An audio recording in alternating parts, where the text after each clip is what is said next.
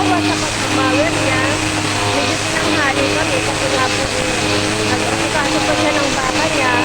Pero matatapos natin ito within 5 days siguro kasi medyo malawak na ito.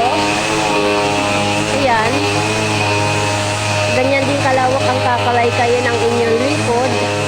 Pero makukuha natin yan sa tiyaga-tiyaga. Ayan. Ito po ang aming trabaho. Kahit mahirap, at least marangal naman.